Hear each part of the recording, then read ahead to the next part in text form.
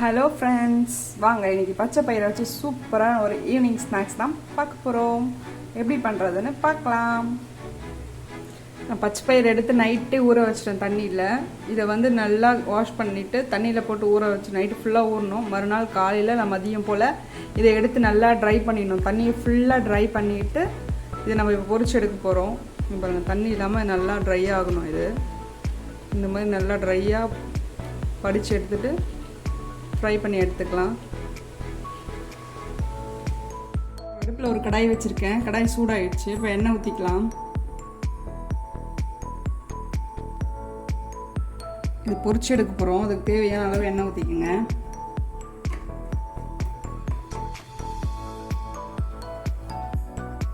கடாய் வச்சு எண்ணெய் ஊற்றியாச்சு. எண்ணெய் கொஞ்சம் சூடாகிட்டு இருக்கு. இப்போ இதை நம்ம பொரிச்சு எடுத்துக்கலாம். பச்சை பயிரை இப்போ கொஞ்சமாக பச்சை பயிரை எடுத்து இந்த இதில் போட்டுக்கலாம். போட்டு அதுக்கப்புறமா எண்ணெயில் வைக்கலாம். இப்படி கொஞ்சம் கொஞ்சமாக இதில் போட்டுட்டு எண்ணெயில் ஃப்ரை பண்ணி எடுக்கலாம்.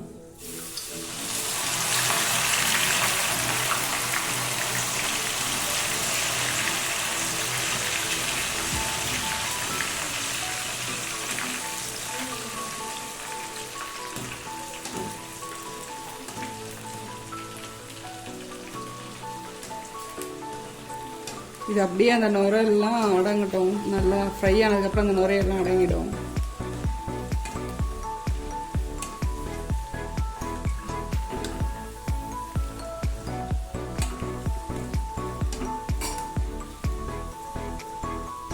இங்கே கலரும் நம்மளுக்கு சேஞ்ச் ஆகும்.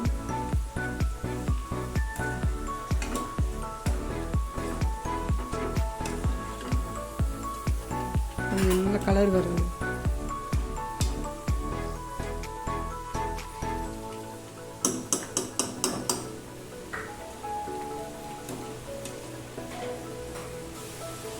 நல்லா ஃப்ரை ஆகிட்டே இருக்குது. கொஞ்சம் கொஞ்சமாக கலர் மாறிட்டே இருக்குது.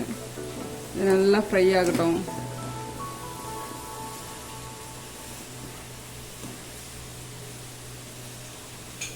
இந்த பச்சை பயிர் எல்லாம் அப்படியே அந்த நுரெல்லாம் அடங்கிடுச்சு. இப்போ நல்லா வெந்துடுச்சு.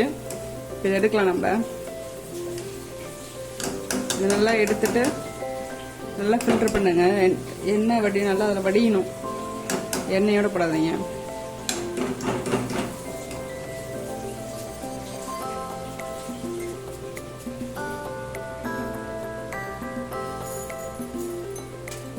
எல்லாத்தையும் எடுத்துடலாம்.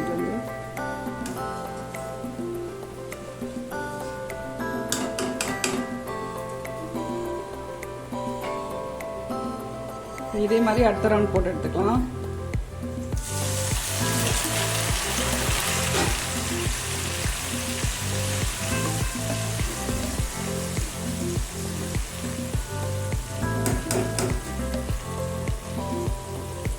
இதே மாதிரி அடுத்த ரவுண்டு போட்டு இந்த மாதிரி லைட்டாக இது பண்ணுங்க. எண்ணெய் ரொம்ப சூடாகிட்டு இருக்கும். ஆனால் சிம்மில் வச்சுக்கோங்க.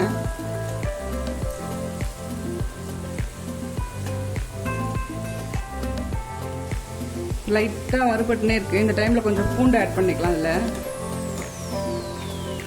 பூண்டும் அதிலே போட்டு மிக்ஸ் பண்ணி எடுத்துங்க. நல்லா ஃப்ரை ஆகட்டும்.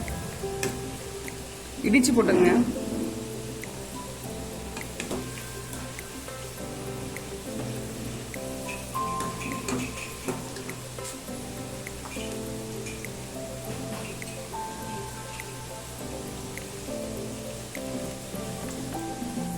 இப்போ நல்லா பொரிஞ்சிருச்சு. எடுத்துடலாம். இதை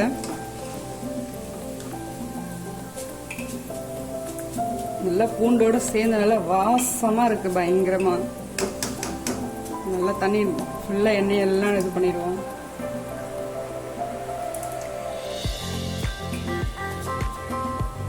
எல்லாத்தையும் பொரிச்சு எடுத்தாச்சு. இதில் கொஞ்சம் பூண்டோ கருவேப்பிலையும் பொரிச்சு இதிலே போட்டுக்கோங்க. இப்போ கொஞ்சமாக சால்ட் ஆட் பண்ணிக்கலாம்.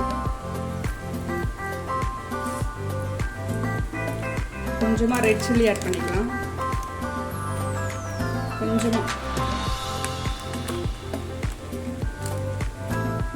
இதெல்லாம் நல்லா மிக்ஸ் பண்ணி விட்டுக்கலாம்.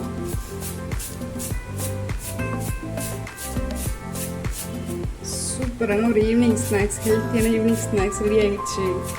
உங்களுக்கும் பிடிச்சிருந்தா இதே மாதிரி செஞ்சு சாப்பிட்டுட்டு உங்கள் ஃபீட்பேக்கை கமெண்ட்டில் சொல்லுங்கள். தேங்க்யூ ஃபார் வாட்சிங். Please subscribe my YouTube channel.